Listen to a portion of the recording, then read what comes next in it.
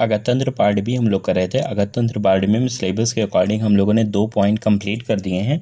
अब point number 3 की बात करते हैं, और जो पॉइंट नंबर 3 है हम लोगों का वो बहुत ही इंपॉर्टेंट है। क्या है? इंपॉर्टेंट है, ये आप ध्यान रखेंगे और इससे क्वेश्चन आना ही आना है। तो आप ध्यान रखिए कि इससे क्वेश्चन आना है, तो इसको हम लोग अच्छे से पढ़ेंगे और हर एक पॉइंट इसमें कुछ छोड़ने वाला नहीं है, सारा इंपॉर्टेंट है। तो देखिए, ओरिजिन से कोई क्वेश्चन नहीं आया, लेकिन क्लासिफिकेशन ऑफ विष एंड इट्स सोर्सेस से क्वेश्चन आया हुआ है। विष का वर्गीकरण हम लोग करेंगे। फिर देखेंगे डिफरेंस बिटवीन विष, मद्य और ओज, विष मुक्त के लक्षण और विष उपद्रव और उनकी चिकित्सा। तो देखिए, ये बहुत बड़ा है, बहुत इंपॉर्टेंट है। तो देखिए, एक सेपरेट वीडियो में तो हम ये देखेंगे, ठीक है।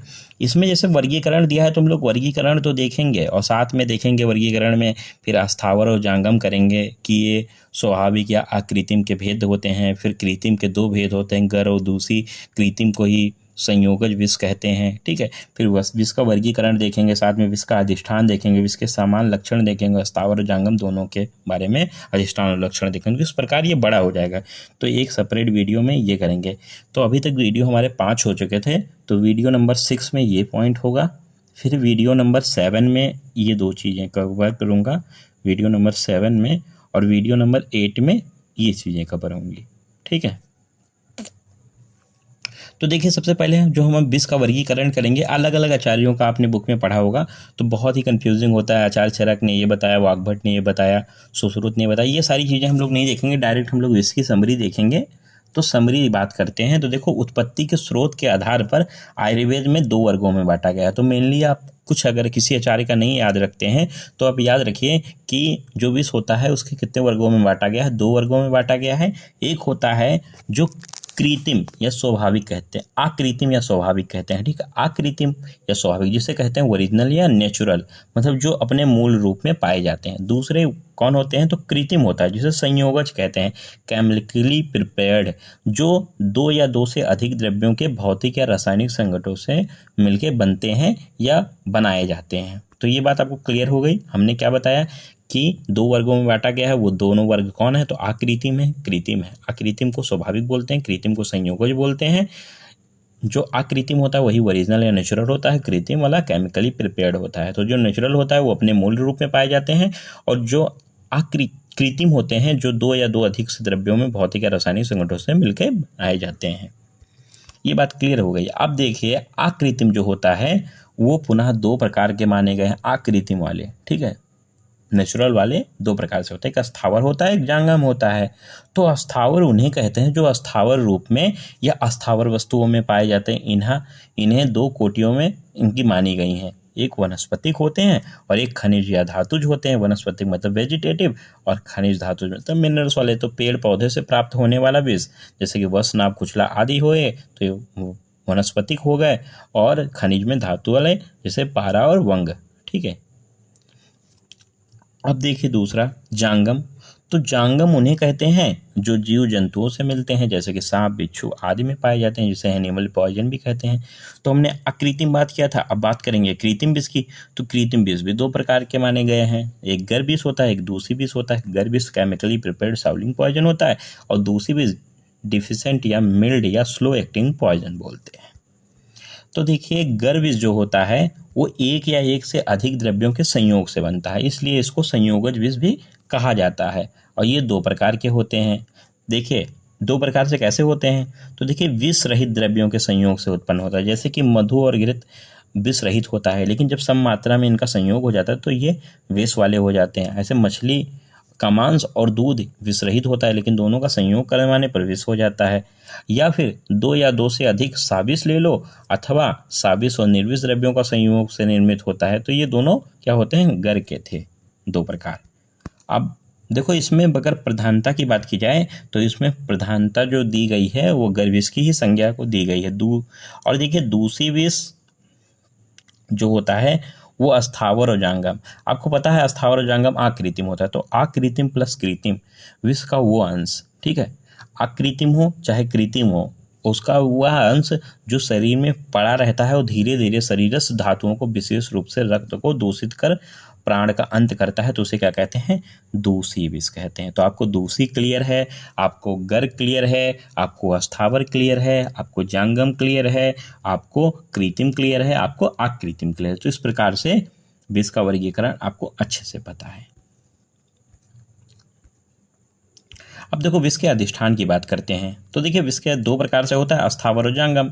ठीक है, तो देखिए अस्थावर का अधिष्ठान कहाँ होता है, तो अस्थावर का अधिष्ठान 10 अधिष्ठान होते हैं और इसका श्लोक मैक्सिमम लोगों को याद करना चाहिए कि मूलम पत्रम फलम पुष्पम त्वक क्षीरसार योचा निर्यासो धातुश्च कंदश्च दशम स्मृता। तो ये आपको लर्न करना चाहिए और अगर लर्न होता है तो आप इजीली ये 10 अधिष्ठान आप लिख पाएंगे।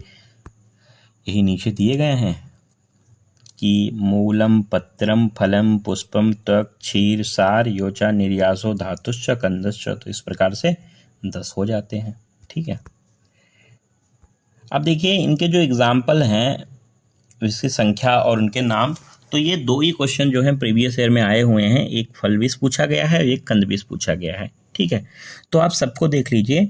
तो देखिए मूल विष कितने होते हैं, संख्या में 8 होते हैं, टोटली 55 होते हैं। ठीक है, कितने होते हैं, 55, ये टोटल 55 होते हैं।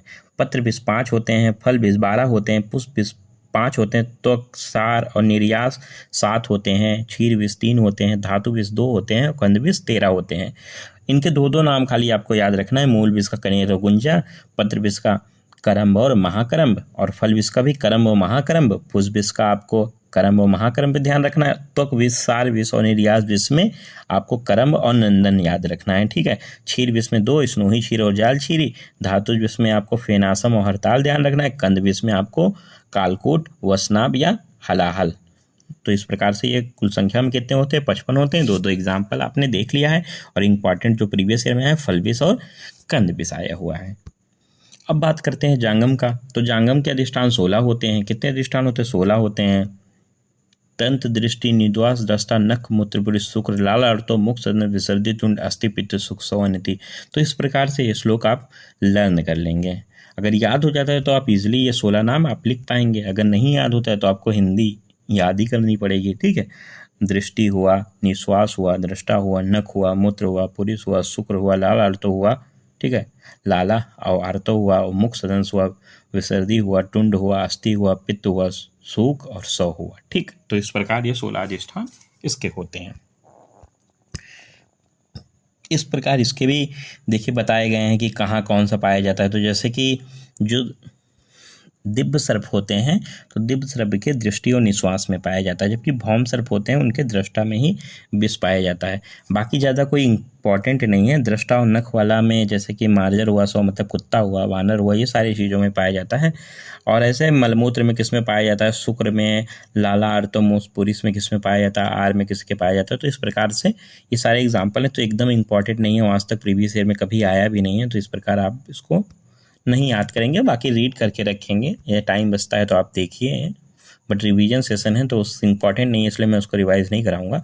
अब देखिए अस्थावर विष के लक्षण और जांगम विष के लक्षण बताऊंगा। ठीक है, सामान्य लक्षण। तो सामान्य लक्षण क्या होता है, अस्थावरम तु ज्वरम हिक्का दंथस गलग्रहम फेन वम अरुचि श्वास मूर्छा जनेद विषम। तो यह श्लोक आप याद कर लेंगे। अगर नहीं याद है तो आपको हिंदी याद करनी पड़ेगी। तो इस प्रकार से हिंदी है, ज्वर, हिक्का, दंथस, गलग्रहम, मुख में फेन निकलना, वमन, अरुचि, श्वास और मूर्छा। इस प्रकार जांगम के भी समान लक्षण होते हैं। तो जांगम के समान लक्षण निंद्रा, तंद्रा, कलहम, दाहम, सपाक, लोम, हर्षनम, शोभ छ यो अतिसार छ जने जांगमम विषम। तो इस प्रकार से अगर ये श्लोक याद है तो अच्छी बात है, अगर नहीं याद है तो इस प्रकार से आपको याद करना पड़ेगा। इसके कितने होते हैं, 8 होते हैं। ऊपर वाले के कितने, 9 थे।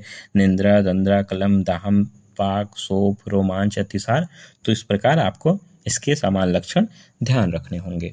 तो इस प्रकार से हम लोगों का कंप्लीट हो गया सिलेबस पॉइंट 3 का पार्ट ए।